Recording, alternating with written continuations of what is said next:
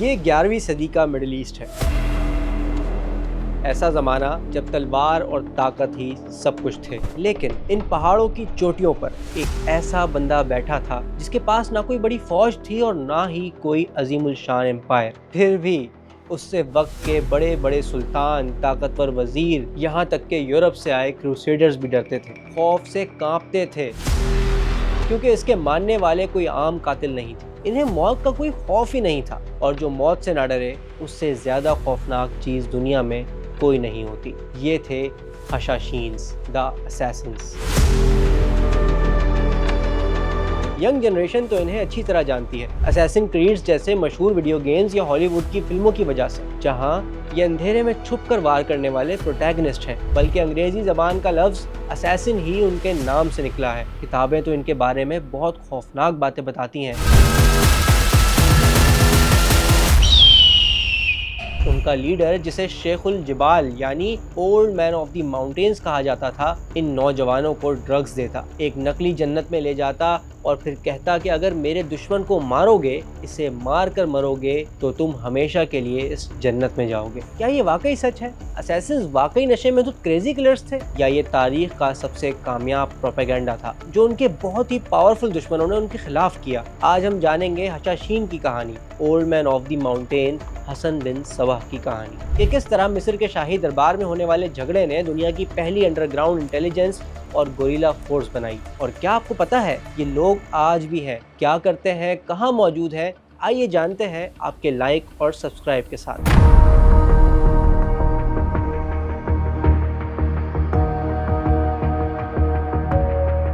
11ویں صدی کا اینڈ چل رہا ہے، مصر پر فاطمی خلافت کا راج ہے، جو ایک عظیم اسماعیلی خلافت تھی جو بغداد کی عباسی خلافت کا مقابلہ کرتی تھی، لیکن اس زمانے کی ہر مسلم امپائر کی طرح فاطمی خلافت بھی اندر سے کھوکھلی ہو رہی تھی۔ سن 1094 میں فاطمی خلیفہ اور اسماعیلیوں کے روحانی پیشوا المستنصر باللہ کی زندگی کے آخری دن گن رہے تھے۔ کہنے کو تو خلیفہ ہی سب کچھ تھا، لیکن پریکٹیکلی اصل طاقت فوج کے سپہ سالار اور طاقتور الافضل شہنشاہ کے ہاتھ میں تھی۔ خلیفہ صرف ایک کٹ پتلی تھا اور پھر المستنصر کا انتقال ہو گیا۔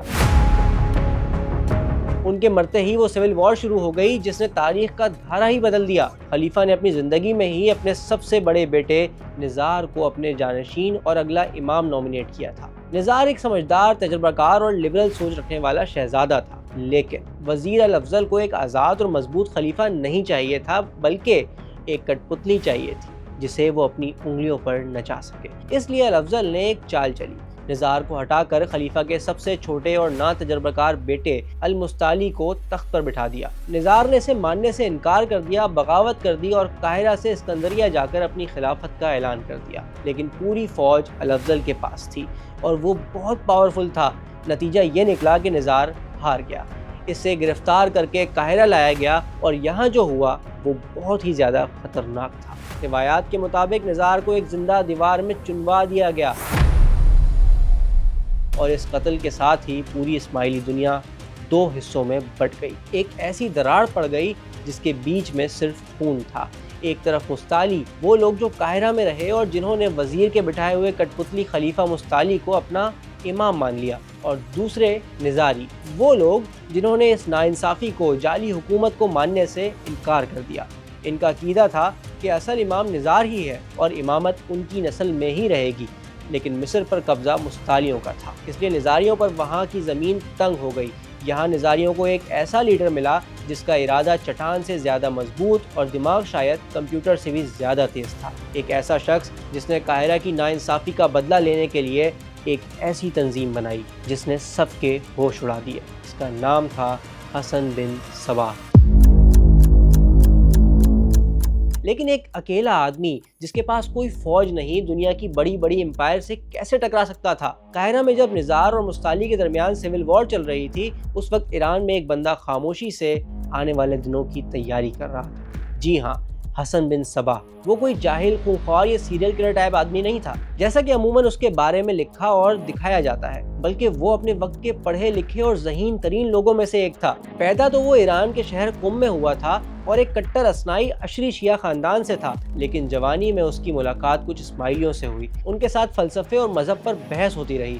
یہاں تک کہ حسن نے بھی اپنا مسلک بدل لیا اور وہ اسماعیلی بن گیا۔ ویسے تاریخ میں ایک مشہور افسانہ یہ بھی ہے کہ حسن بن صبا مشہور فارسی شاعر اور سائنسدان عمر خیام اور سلجوقی سلطنت کے طاقتور وزیر نظام الملک تینوں بچپن کے دوست تھے، جنہوں نے ایک ساتھ تعلیم حاصل کی اور ایک دوسرے سے وعدہ کیا تھا کہ جو بھی پہلے کامیاب ہوگا وہ باقی دونوں کی مدد کرے گا۔ سننے میں تو یہ کہانی بڑی مزیدار لگتی ہے، لیکن ہسٹورینز بتاتے ہیں کہ یہ صرف اور صرف ایک افسانہ ہے، ایک متھ ہے۔ نظام الملک اور حسن بن صبا کی عمروں میں اتنا فرق تھا، وہ دونوں ایک ساتھ پڑھ ہی نہیں سکتے تھے، بلکہ دونوں کا ایک دوسرا کنیکشن ہے۔ آگے چل کر نظام الملک حسن بن صبا کا سب سے بڑا دشمن بننے والا تھا۔ تو اسماعیلی بننے کے بعد حسن بن صبا مزید تعلیم کے لیے قاہرہ چلا گیا۔ یہ سن 1078 تھا۔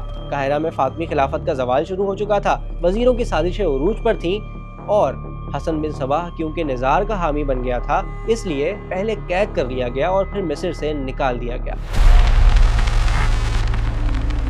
اب حسن ایران کی طرف واپس آ رہا تھا۔ اب وہ صرف ایک طالب علم نہیں تھا، ایک مبلغ تھا، ایک باغی تھا۔ اس کا مقصد صرف ایک تھا، نظاری اسماعیلیوں کو آرگنائز کرنا اور ایران میں ان کی نئی ریاست بنانا، جہاں اس وقت طاقتور سنی سلجوق امپائر کا راج تھا، جس کے پاس بہت بڑی آرگنائزڈ اور بڑی ہی پاورفل آرمی تھی۔ اور حسن بن صبا کے پاس کیا تھا؟ صرف چند پیروکار۔ وہ میدان میں سلجوقوں کا مقابلہ کر ہی نہیں سکتا تھا، اسے ایسی جگہ چاہیے تھی، ایسا بیس کیمپ چاہیے تھا جہاں کوئی بڑی فوج پہنچ ہی نہ سکے اور جہاں سے وہ اپنی کیمپین سٹارٹ کر سکے۔ اور تب اس کی نظر ایسی جگہ پر پڑی جو ناقابل تسخیر تھی، جسے کوئی فتح کر ہی نہیں سکتا تھا۔ یہ تھا قلعہ الموت۔ لوکل زبان میں اس کا مطلب تھا عقاب کا گھونسلہ یا ایگلز نیسٹ۔ یہ بہت ہی اونچی اور سیدھی چٹان پر بنا ہوا تھا اور اس تک پہنچنے کا صرف ایک ہی راستہ تھا، بہت ہی چھوٹا اور خطرناک راستہ۔ باقی اس کے تینوں طرف سے بالکل سیدھی چٹان کھڑی تھی۔ سلجوق گورنر مہدی علوی اس قلعے کا انچارج تھا۔ اسے یقین تھا کہ کوئی فوج اس قلعے کو فتح نہیں کر سکتی، اور وہ ٹھیک ہی کہتا تھا۔ واقعی کوئی فوج اس قلعے کو زیر نہیں کر سکتی تھی، اس لیے حسن بن صبا نے فوج نہیں، دماغ کا استعمال کیا۔ اس نے بغیر خون بہائے تاریخ کا سب سے بڑا سائلنٹ ٹیک اوور کیا۔ ہوا یہ کہ حسن نے قلعے پر کوئی ڈائریکٹ اٹیک نہیں کیا، بلکہ اپنے مشنریز یعنی مبلغین کو چھپا کر قلعے کے آس پاس کے گاؤں اور پھر خود قلعے کے اندر بھیجا۔ انہیں داعی بھی کہتے تھے اور رفیق بھی۔ وہ پہلے کسانوں اور پھر قلعے کے پہرے داروں اور فوجیوں کو اپنے عقیدے کی دعوت دیتے اور اچھے خاصے پیروکار بنا لیے۔ اور ایک دن حسن خود ایک صوفی اور استاد کے بھیس میں قلعے میں داخل ہوا۔ وہ کئی دن قلعے کے اندر رہا، یہاں تک کہ قلعے کے گورنر مہدی کو اس کی اصلیت کا پتہ چل گیا، لیکن تب تک بہت دیر ہو چکی تھی۔ جب اس نے اپنے پہرے داروں کو حکم دیا کہ حسن کو گرفتار کرو تو انہوں نے حکم ماننے سے انکار کر دیا۔ وہ سب اندر سے حسن کے مرید بن چکے تھے۔ قلعہ اندر سے فتح ہو گیا اور ایک قطرہ خون بھی نہیں بہا۔ اس سے اندازہ لگائیں وہ کس لیول کا جینیس ہوگا۔ یہاں اس نے اپنی تحریک کو ایک نئی شکل دی، جسے دعوت جدیدہ یعنی دا نیو پریچنگ کہا جاتا ہے۔ تو 1090 میں حسن بن صبا شیخ الجبال یعنی old man of the mountains بن چکا تھا۔ وہ الموت کا مالک تھا۔ آپ کیا سمجھ رہے ہیں کہ سلجوقی امپائر یہ سب خاموشی سے دیکھ رہی تھی؟ بالکل نہیں۔ اس نے ایگلز نیسٹ کو مٹانے کے لیے اپنی فوج بھیجی، اور حسن کو پتا تھا کہ وہ ایک بڑی فوج کا مقابلہ نہیں کر سکتا۔ تو اس نے کیا کیا ہوگا؟ قلعہ الموت اب حسن بن صبا کا تھا، ایک محفوظ پناہ گاہ، ایک ناقابل تسخیر ٹھکانہ۔ لیکن اصل چیز کامیابی نہیں ہوتی، اس کو برقرار رکھنا اصل جیت ہے۔ حسن جانتا تھا کہ اس نے شیر کے منہ میں ہاتھ دے دیا ہے۔ اب سلجوقی امپائر بدلہ لینے کے لیے تیار کھڑی تھی۔ وہ اس وقت دنیا کی سب سے بڑی اور موسٹ پاورفل اسلامی سلطنت تھی۔ سینٹرل ایشیا سے لے کر مکہ مدینہ تک سب کچھ ان کے پاس تھا، جبکہ مقابلے پر حسن بن صبا تھا، جس کے پاس نہ کوئی ریگولر آرمی تھی، نہ ہی کوئی بڑا خزانہ۔ اس لیے زیادہ وقت نہیں لگا، سلجوکیوں نے اس کا محاصرہ کر لیا تاکہ قلعے کے اندر موجود لوگ بھوک سے مر جائیں یا ہتھیار ڈالنے پر مجبور ہو جائیں۔ لیکن ہسٹری کا ایک سمپل سا رول ہے، جب ایک چھوٹی طاقت کا مقابلہ ایک بہت بڑی طاقت سے ہو تو وہ کنونشنل وار یعنی روایتی جنگ نہیں لڑ سکتی۔ ایسا اگر کیا تو وہی مٹ جائے گی، وہی ختم ہو جائے گی۔ اور حسن بن صبا جیسا مائنڈ یہ بات اچھی طرح جانتا تھا کہ 1,00,000 کی فوج کے ساتھ کھلے میدان میں مقابلہ نہیں کیا جا سکتا، اور پھر اس نے تاریخ کے سب سے خطرناک एसिमेट्रिक वॉरफेयर का आगाज़ किया। एक बाकायदा फ़ौज के बजाय ऐसी फ़ोर्स तैयार की जिसने कन्वेंशनल वॉरफेयर के सारे उसूल बदल दिए। इसने बनाए फ़िदाई। ये फ़िदाई कौन थे? लफ्ज़ फ़िदाई का मतलब है वो जो किसी मकसद के लिए ख़ुद को कुर्बान कर दे, अपनी जान फ़िदा कर दे। आज वीडियो गेम्स में या मूवीज़ में हम देखते हैं ना कि इन्हें छतों से कूदने वाले काले लिबास पहने एक जुनूनी कातिल के तौर पर दिखाया जाता है, लेकिन हकीकत इस अफसाने से कहीं ज़्यादा खौफनाक और हैरत अंगेज़ है। वो ये कि फ़िदाई कोई जाहिल या नशे के आदी नौजवान नहीं थे, समझें वो 11वीं सेंचुरी के एलीट स्लीपर एजेंट्स थे। आज की दौर की CIA या माजी की KGB के बेहतरीन जासूसों की तरह। हसन बिन सबा इन नौजवानों को चूज करता था जिनमें गैर मामूली जहानत, सब्र और जिस्मानी ताकत होती थी, और फिर इनकी ट्रेनिंग की जाती थी, सिर्फ खंजर चलाने की नहीं, ज़बान की, कल्चर की। इन्हें मुख्तलिफ ज़बानें और लहजे सिखाए जाते थे। इन्हें मजहबी तालीम दी जाती थी, ना सिर्फ इस्माइली अकीदों की बल्कि अपने दुश्मनों के फ़िक़ा और किताबों का भी गहरा मुताला करवाया जाता था। लेकिन क्यों? ताकि वो अपने दुश्मनों के दरबारों में, उनकी मस्जिदों में, इबादत गाहों में और उनके इज्तिमात में घुल मिल सकें और किसी को इन पर ज़रा बराबर भी शक ना हो। ये फ़िदाई भेस बदलने के मास्टर थे। कभी एक सूफी दरवेश के रूप में होते, कभी एक ताजिर और कभी एक मसीही राहिब के भेस में। महीनों बल्कि सालों तक अपने टारगेट के करीब रहते। वो उन्हें करीबी दोस्त बनाते, उनके दरबार में नौकरियां हासिल करते और उनका एतमाद अच्छी तरह जीत लेते। वो कई साल तक खामोश रहते, सिर्फ एक लम्हे के इंतजार में, उस एक मोमेंट के लिए जब इन्हें असल कार्रवाई का हुक्म मिले। उनका फेवरेट और सबसे अहम हथियार एक ही था, एक तेज धार खंजर। लेकिन क्यों? वो अपने टारगेट को जहर देकर चुपके से मार सकते थे, ये ज्यादा आसान और महफूज तरीका था। लेकिन नहीं, वो ऐसा नहीं करते थे, क्योंकि यही इनकी साइकोलॉजिकल टैक्टिक थी। हसन बिन सबा जानता था कि एक गुमनाम मौत से खौफ नहीं फैलता। वो चाहता था कि कत्ल छुप कर ना हो, भरे मजमे में हो, दिन दिहाड़े हो और सबसे महफूज जगह के अंदर हो। यूं दुश्मन को ये मैसेज जाए कि तुम चाहे कितने ही पहरेदार खड़े कर लो, हमारी पहुंच से दूर नहीं हो सकते। और इन फिदाइयों का सबसे बड़ा और खौफनाक उसूल क्या था? नेवर एस्केप, यानी कभी फरार मत होना। इनका मिशन बचकर वापस आना होता ही नहीं था। इनका मिशन सिर्फ टारगेट को ख़त्म करना होता था, ये जानते हुए कि खंजर मारने के फौरन बाद पहरेदार इन्हें मौत के घाट उतार देंगे या कैद करके बदतरीन तशद्दुद किया जाएगा। लेकिन वो ये सब खुशी खुशी करते थे, क्योंकि इन्हें यकीन था कि ये मौत नहीं, कि ये जन्नत को जाने का रास्ता है। जी हाँ, आप बिल्कुल ठीक समझ रहे हैं। आज जितनी भी इंतहा पसंद तंजीमें हैं जिनके खुदकश हमलावर कार्रवाइयाँ करते हैं, वो असल में इसी फार्मूले को कॉपी करते थे जो हसन बिन सबा का था। याद रखें, ऐसा दुश्मन जिसे मौत का डर ही ना हो, इसे दुनिया की कोई ताकत, कोई फौज, कोई हथियार नहीं डरा सकता। और यही वो खौफ था जिसने सल्जूकी सल्तनत को अंदर से खोखला कर दिया। अब वक्त आ चुका था इस स्लीपर सेल नेटवर्क को टेस्ट करने का, और हसन बिन सबा ने अपने पहले शिकार के लिए किसी छोटे मोटे गवर्नर या सिपाही को नहीं चुना। इसने हाथ डाला सीधा सल्जूकी एम्पायर की शहरक पर। पहला टारगेट था निज़ामुल मुल्क तौसी, वो शख्स जो सल्जूकी सल्तनत का वजीर आज़म था। कहने को तो बादशाह कोई और था, लेकिन पिछले 30 सालों से पूरी सल्तनत का असल दिमाग और ताकत इसी निज़ामुल मुल्क के पास थी। वो तारीख के ज़हीन तरीन और ताकतवर तरीन वजीरों में से एक था, और सबसे बढ़कर वो निज़ारी इस्माइलियों और हसन बिन सबा का सबसे कट्टर दुश्मन था, और इसी ने अल-मौत पर हमले का हुक्म दिया था। तो 10 अक्टूबर 1092 निज़ामुल मुल्क का काफिला बगदाद की तरफ जा रहा था। शाम के वक्त जब वो अपने खेमे की तरफ जा रहा था, हुजूम में से एक शख्स आगे बढ़ा। इसने एक सूफी दरवेश का लिबास पहना हुआ था। चेहरे से ऐसा लग रहा था कि वो बड़ी अकीदत रखता है। उसने एक कागज़ आगे बढ़ाया, जैसे वो कोई फरियाद लेकर आया हो। निज़ामुल मुल्क, जो उलमा का और सूफियों का बहुत एहतराम करता था, वो रुका और कागज़ लेने के लिए हाथ आगे बढ़ाया। लेकिन ये क्या? कागज़ के नीचे उस दरवेश के हाथ में एक खंजर छुपा हुआ था। सिर्फ एक पल लगा, इस फिदाई ने वो खंजर दुनिया के सबसे पावरफुल इंसान के सीने में उतार दिया। निज़ामुल मुल्क वहीं ज़मीन पर गिर पड़ा। पहरेदार टूट पड़े और इस फिदाई के टुकड़े टुकड़े कर दिए। लेकिन काम तो हो चुका था। एक खंजर के वार ने वो कर दिखाया जो शायद 1 लाख की फौज भी नहीं कर सकती थी। सल्जूकी सल्तनत की शहरक कट चुकी थी। इस कत्ल के असरात कितने खतरनाक थे, अंदाज़ा लगाएं कि कुछ ही दिनों में सल्जूक सुल्तान मलिक शाह भी मर गया।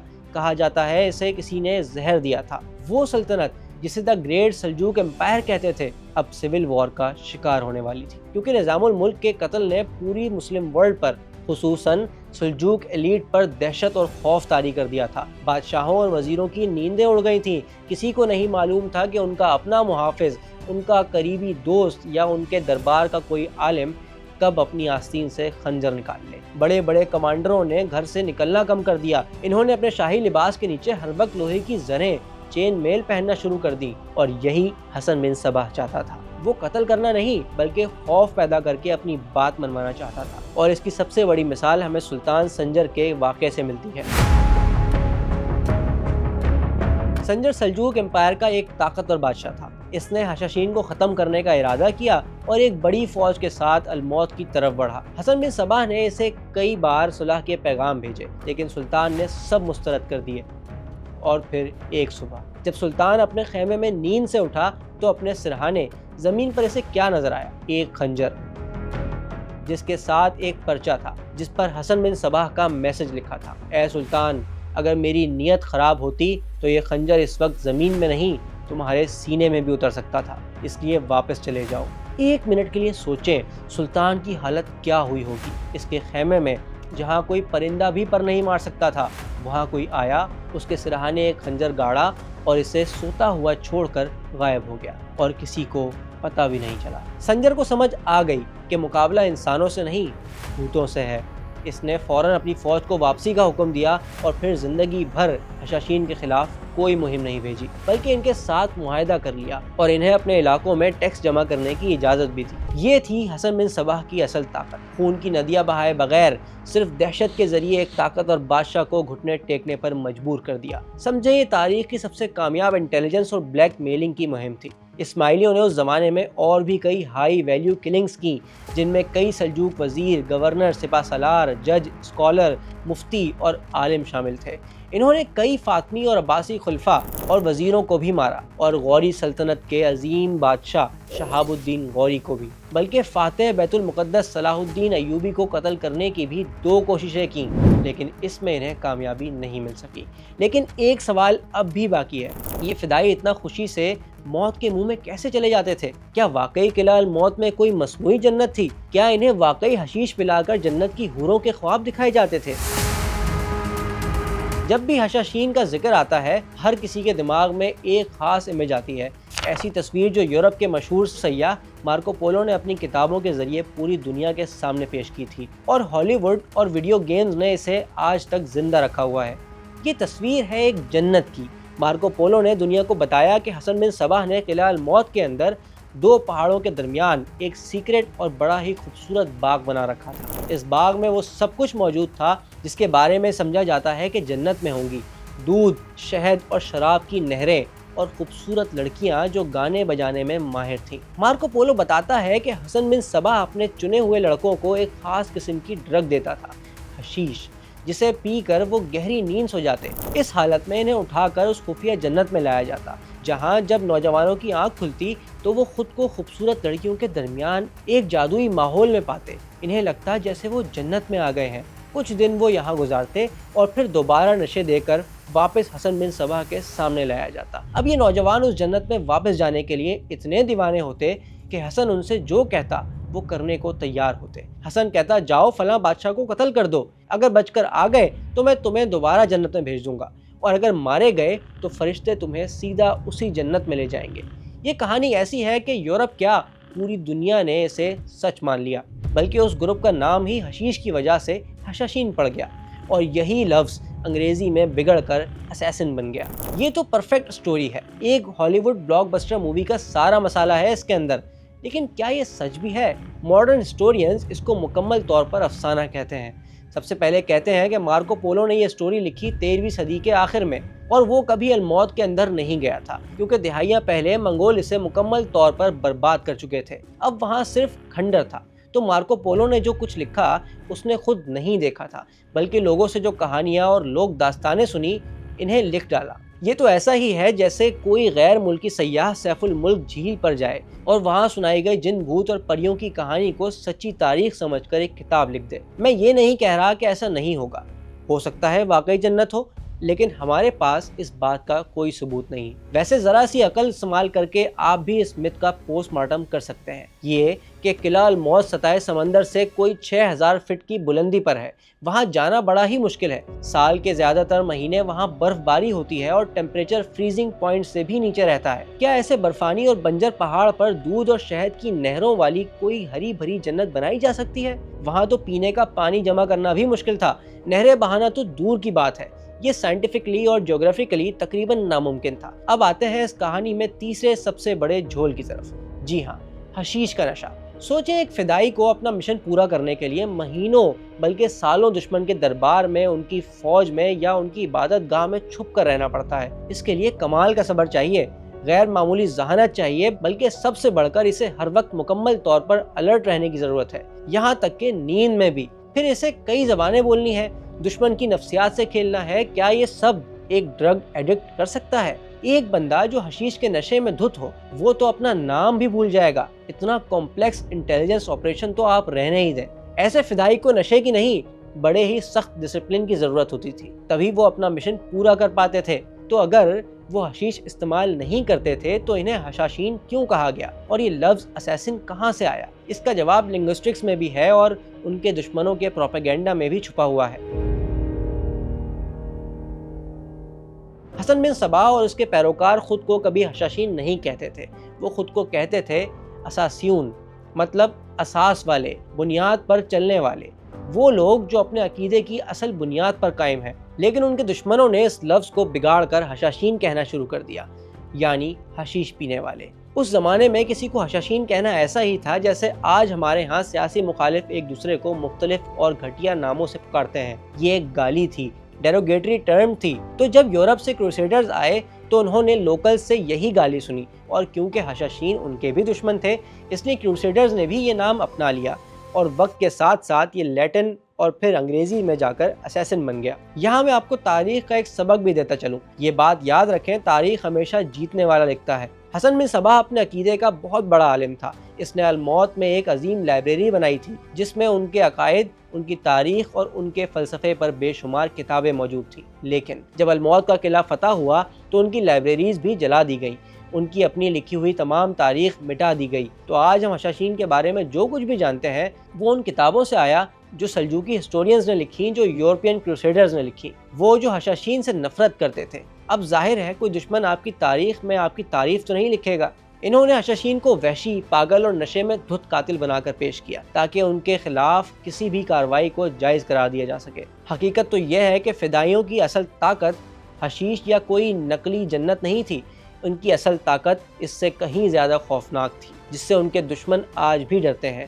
وہ طاقت تھی نظریے پر اندھا یقین، ایسا یقین جس کے لیے کوئی بھی شخص اپنی جان بھی ہنس کر قربان کر دے، لیکن کوئی بھی سلطنت، کوئی بھی خوف اور کوئی بھی عقیدہ ہمیشہ کے لیے قائم نہیں رہتا۔ حسن بن صباح کے بنائے ہوئے اس ناقابل تسخیر قلعے کو بھی آخرکار گرنا ہی تھا، اور اسے گرانے کے لیے مشرق سے ایک ایسا طوفان آیا جس کے سامنے دنیا بے بس ہو گئی، اور فدائیوں کے خنجر بھی۔ 150 سال گزر چکے تھے۔ حسن بن صباح کے بعد کئی امام اور لیڈر آئے۔ حشاشین کا نیٹ ورک ایران سے لے کر شام کے پہاڑوں تک پھیل چکا تھا۔ وہ اپنے آپ کو انوینسیبل سمجھنے لگے تھے، کیونکہ سلجوقی سلطان ہوں، عباسی خلیفہ ہوں یا یورپ کے صلیبی جنگجو، سب نے ان کے خوف کے سامنے گھٹنے ٹیک دیے تھے۔ الموت کا قلعہ جسے کوئی فوج فتح نہیں کر سکی تھی، وہ ان کے غرور کی علامت بن چکا تھا۔ لیکن تاریخ کا پہیہ گھوم رہا تھا۔ مشرق میں ایک ایسی طاقت جنم لے چکی تھی جسے نہ کسی کے خنجر کا ڈر تھا اور نہ ہی کسی کی جان کی پرواہ۔ وہ انسان نہیں، سمجھیں چلتی پھرتی تباہی تھے، وہ تھے منگول۔ سن 1253 میں منگولوں کے سپریم لیڈر مونگو خان نے اپنے بھائی ہلاکو خان کو ایک عظیم مشن پر روانہ کیا۔ اس کا ٹارگٹ تھا پوری اسلامک ورلڈ کو مکمل طور پر فتح کرنا، لیکن ساتھ ہی ایک خاص ہدایت بھی تھی، بغداد کے خلیفہ تک پہنچنے سے پہلے ان پہاڑی قاتلوں کا بھی ہمیشہ کے لیے صفایا کر دینا۔ لیکن کیوں؟ کیونکہ منگولوں جیسی ایبسولوٹ پاور کے لیے کسی بھی خفیہ تنظیم کا وجود برداشت سے باہر تھا، جو کبھی بھی بغاوت کر سکتی ہو یا ان کے جرنیلوں کو مار سکتی ہو۔ اب آپ سوچیں گے حشاشین نے ہلاکو خان یا اس کے جرنیلوں کو مارنے کے لیے اپنے فدائی کیوں نہیں بھیجے؟ انہوں نے وہی پلے بک کیوں نہیں استعمال کی جو سلجوکیوں یا دوسروں کے خلاف کی تھی؟ سچ یہ ہے کہ انہوں نے ایسا کیا تھا۔ تاریخ بتاتی ہے کہ حشاشین نے منگولوں کے کیمپوں میں اپنے قاتل بھیجنے کی کوشش کی، یہاں تک کہ گریٹ خان مونگو خان کو قتل کرنے کے لیے بھی 5 فدائی بھیجے گئے، لیکن ان کے تمام مشن بری طرح ناکام ہوئے۔ کیوں؟ اس کی وجہ تھی منگولوں کا لائف سٹائل۔ سلجوقی یا عباسی بادشاہ محلات میں رہتے تھے، ان کے درباروں میں فدائیوں کے لیے صوفی یا عالم کا بھیس بدل کر گھسنا آسان تھا، لیکن منگول وہ تو خانہ بدوش تھے، خیموں میں رہتے تھے، ہر وقت حرکت میں رہتے تھے اور ان کے ارد گرد لاکھوں کی تعداد میں وحشی پہرے دار ہوتے تھے، اس لیے ان کے کیمپوں میں کسی اجنبی کا گھسنا ناممکن تھا۔ اور سب سے بڑی بات، منگول موت سے نہیں ڈرتے تھے۔ اگر آپ ایک منگول جرنیل کو مار بھی دیتے تو اس کی جگہ لینے کے لیے 10 اور خونخوار جرنیل تیار کھڑے ہوتے۔ حسن بن صباح کی نفسیاتی جنگ کی پلے بک منگولوں کے سامنے مکمل طور پر فیل تھی، اور پھر 1256 میں ہلاکو خان کا 1,00,000 فوج کا لشکر الموت کے سامنے کھڑا تھا۔ تب حشاشین کا امام رکن الدین خورشاہ ایک نوجوان اور نا تجربہ کار لیڈر تھا۔ اسے یقین تھا کہ الموت کی بلندی انہیں بچا لے گی۔ پہلے بھی کئی فوجیں اس پہاڑ کے نیچے آ کر سردی اور بھوک سے تھک کر واپس جا چکی تھیں، لیکن اسے اندازہ نہیں تھا کہ ہلاکو خان کوئی عام دشمن نہیں، وہ اپنے ساتھ چینی انجینئرز کی ایک پوری فوج لایا تھا۔ انہوں نے وہ کیا جو اس سے پہلے کسی نے نہیں کیا تھا۔ منگولوں نے پہاڑوں کی چوٹیوں کے برابر لکڑی کے بڑے بڑے ٹاورز بنائے اور ان پر منجنیقیں لگا دیں۔ اب منگول نیچے سے نہیں بلکہ قلعے کے لیول سے قلعے کے اندر پتھروں اور آگ کی بارش کر رہے تھے۔ دن رات بمباری چلتی رہی، الموت کی دیواریں ٹوٹتی رہیں، عقاب کے گھونسلے میں آگ لگ چکی تھی۔ خورشاہ کو یقین ہو گیا کہ اب موت سر پر کھڑی ہے۔ اسے ہلاکو خان کی طرف سے میسج ملا کہ اگر قلعہ ہمارے حوالے کر دو اور اپنے باقی تمام قلعوں کو بھی ہتھیار ڈالنے کا حکم دے دو تو میں تمہاری اور تمہارے لوگوں کی جان بخش دوں گا۔ یوں 150 سال تک دنیا کو ڈرانے والے حشاشین کے امام نے ہلاکو خان کے سامنے ہتھیار ڈال دیے۔ تاریخ کا وہ قلعہ جسے کبھی کوئی نہیں جیت سکتا تھا، آج منگولوں کے قبضے میں تھا۔ خورشاہ نے ہلاکو کی ساری شرطیں پوری کی، اپنے تمام فدائیوں کو حکم دیا کہ وہ منگولوں کے خلاف کوئی مزاحمت نہ کریں اور اپنے قلعے خالی کر دیں۔ ہلاکو خان مسکرایا، اس نے خورشاہ کو عزت کے ساتھ اپنے پاس رکھا، یہاں تک کہ وہ خورشاہ کو اپنے بھائی مونگو خان سے ملوانے کے لیے منگولیا بھیجنے پر بھی راضی ہو گیا، لیکن منگولوں کے وعدوں پر جس نے اعتبار کیا وہ مارا گیا۔ جب ہلاکو خان کو یقین ہو گیا کہ حشاشین کے تمام بڑے قلعے خالی ہو چکے ہیں اور ان کی طاقت ختم ہو چکی ہے تو اس نے اپنا اصلی اور بھیانک روپ دکھایا۔ خورشاہ منگولیا پہنچا تو مونگو خان نے اس سے ملنے سے انکار کر دیا اور حکم دیا کہ اسے واپس بھیج دیا جائے، اور پھر راستے میں منگول محافظوں نے خورشاہ کو قتل کر دیا۔ اس قتل کے بعد ہلاکو نے ایران بھر میں موجود حشاشین یعنی اسماعیلیوں کے خاتمے کا حکم دے دیا۔ یہ ایک جینوسائیڈ تھا۔ منگولوں نے مردوں، عورتوں اور بچوں کسی کو نہیں بخشا۔ حسن بن صباح کی بنائی ہوئی سلطنت خاک اور خون میں بدل گئی۔ منگولوں نے صرف انسانوں کو نہیں مارا، تاریخ کو بھی مار دیا۔ ہلاکو خان کے ساتھ مشہور ہسٹورین عطا ملک جوینی بھی تھا۔ ہلاکو نے اسے الموت کی عظیم لائبریری میں جانے کی اجازت دی، جہاں حشاشین نے اپنی 150 سال کی تاریخ، سائنس اور فلسفے کا خزانہ جمع کر رکھا تھا۔ جوینی نے وہاں سے قرآن کے نسخے اور کچھ سائنسی کتابیں نکال لی اور باقی پوری لائبریری کو آگ لگا دی۔ اسماعیلیوں کی اپنی لکھی گئی تاریخ جل کر راکھ ہو گئی، اور جوینی نے جو تاریخ لکھی اس نے انہیں کریزی کلرز بنا کر پیش کیا، اور یہی روپ آج دنیا جانتی ہے۔ قلعہ الموت ختم ہو گیا، حشاشین کی پولیٹیکل اور ملٹری پاور ہمیشہ کے لیے ختم ہو گئی۔ دنیا نے سکھ کا سانس لیا۔ سب کو لگا کہ حسن بن صباح کے پیروکار اب تاریخ کے قبرستان میں دفن ہو چکے ہیں، ان کا وجود صفائے ہستی سے مٹ گیا ہے۔ لیکن کیا کوئی نظریہ اتنی آسانی سے مر سکتا ہے؟ کیا وہ اسماعیلی واقعی مکمل طور پر ختم ہو گئے؟ بالکل نہیں، وہ مرے نہیں تھے، وہ انڈر گراؤنڈ چلے گئے۔ خنجر تو پھینک دیے تھے لیکن اپنی پہچان کو بچا کر رکھا۔ جی ہاں، یہ ہے تاریخ کا سب سے بڑا پلاٹ ٹوئسٹ۔ منگول حملے کے بعد اسماعیلیوں کا ایک نیا پراسرار اور بہت ہی طویل دور شروع ہوتا ہے، جسے وہ اپنی زبان میں دور سطر یعنی چھپنے کا دور کہتے ہیں۔ منگولوں کے خوف اور سنی حکمرانوں کے عتاب سے بچنے کے لیے نظاری اسماعیلیوں نے اپنے سروائیول کے لیے ایک نیا ہتھیار چنا، یعنی جان اور ایمان بچانے کے لیے اپنی اصل آئیڈینٹی کو چھپا لینا۔ انہوں نے اپنے خنجر دفن کر دیے اور صوفیوں کا لبادہ اوڑھ لیا۔ وہ ایران اور شام کے مختلف علاقوں میں درویشوں، شاعروں اور تاجروں کے روپ میں رہنے لگے۔ بظاہر وہ عام صوفی سلسلوں کا حصہ لگتے، لیکن اندر ہی اندر ان کا نیٹ ورک، ان کی تعلیمات اور ان کے امام کا سلسلہ جاری رہا۔ کوئی 1-2 سال نہیں आंख मचोली का ये खेल सदियों तक चलता रहा। दुनिया भूल गई कि कोई हशाशीन भी थे, कोई निज़ारी इस्माइली भी थे। और तकरीबन 600 साल बाद 19वीं सदी में जब ईरान पर काचार ख़ानदान की हुकूमत थी, निज़ारी इस्माइलियों के 46वें इमाम हसन अली शाह ने अपने आप को दुनिया के सामने ज़ाहिर किया। उनकी शख्सियत, उनका इल्म और उनका इन्फ्लुएंस इतना था कि ईरान के बादशाह फ़तह अली शाह काचार ने अपनी बेटी की शादी उनसे कर दी और इन्हें एक ख़ास लक़ब दिया, आगा खान।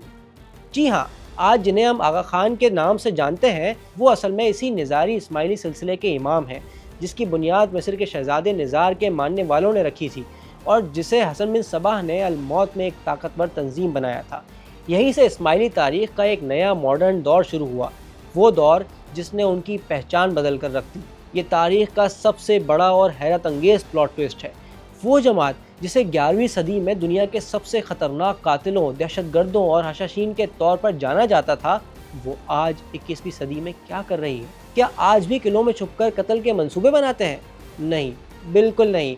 आज के निज़ारी इस्माइली, जिनकी क़यादत मौजूदा और 50वें इमाम शाह रहीम अल हुसैनी आगा खान पंजुम कर रहे हैं, दुनिया की सबसे पुरअमन, तालीम याफ्ता और तरक्की पसंद कम्युनिटीज़ में से एक है। इन्होंने अपने माजी को, पुरानी स्ट्रेटजीज़ को मुकम्मल तौर पर छोड़ दिया है। इन्होंने साबित किया कि वो खंजर, वो कत्लो गारत उनके मज़हब का बुनियादी हिस्सा नहीं था, बल्कि उस दौर के हालात में सर्वाइवल की एक मजबूरी थी। और जब हालात बदले तो उन्होंने भी ख़ुद को बदल लिया। आज उनका हथियार खंजर नहीं बल्कि कलम है। उनका निशाना कोई बादशाह या वज़ीर नहीं बल्कि गुर्बत, जहालत और बीमारी है। आज अल-मौत जैसे किलों की जगह आगा खान डेवलपमेंट नेटवर्क ने ले ली है, जो दुनिया के गरीब तरीन मुल्कों में बिला तफरीक मज़हब व नस्ल अरबों डॉलर के फलाही काम कर रहा है। पाकिस्तान के अवाम तो इस नाम से बहुत अच्छी तरह वाकिफ़ है। कराची का वर्ल्ड क्लास आगा खान यूनिवर्सिटी हॉस्पिटल हो या गिलगित बल्तिस्तान और चित्राल की दूर दराज वादियों में कायम आगा खान स्कूल्स, जिन्होंने वहाँ को पाकिस्तान के सबसे ज़्यादा तालीम याफ्ता इलाके बना दिया है। जी हाँ, वो लोग जिन पर कभी दुनिया की तबाही का इल्ज़ाम था, आज वो थर्ड वर्ल्ड की तामीरें नौ कर रहे हैं। हशाशीन से लेकर आज की जदीद इस्माइली कम्युनिटी तक का ये 1000 साला सफ़र हमेशा तारीख़ का एक बहुत बड़ा और बहुत कड़वा सबक सिखाता है। ये कि तारीख़ कभी ब्लैक एंड वाइट नहीं होती। जिन्हें हम तारीख़ की किताबों में सिर्फ विलन या कातिल पढ़ते आए हैं, जब हम उनके हालात, उनकी मजबूरी और उनके पॉइंट ऑफ व्यू को समझते हैं, तो हमें पता चलता है कि वो भी अपने सर्वाइवल की जंग लड़ रहे थे। इसमें कोई शक नहीं कि इनके तरीके ज़ालिमाना थे, दहशतनाक थे, लेकिन उस दौर में उनके मुखालिफ बादशाह भी कोई रहमदिल फरिश्ते नहीं थे। निज़ारी इस्माइली, जिन्हें आजकल आगा खानी भी कहा जाता है, उनकी कहानी में सबसे बड़ा सबक ये है कि इर्तिका ही बका है। जो कौमें, जो नज़रियात वक्त के साथ ख़ुद को बदल लेते हैं, वो ज़िंदा रहते हैं, और जो आज भी माजी की तरह सिर्फ तलवार और खौफ पर भरोसा करते हैं, वो मंगोलों की तरह तारीख़ के खंडरात में दफन हो जाते हैं। अल-मौत का किला ख़त्म हो गया, लेकिन उसके राख से उठने वालों ने खंजर की जगह कलम और किताब को थाम लिया, और शायद यही उनकी सबसे बड़ी और हकीकी फ़तह है।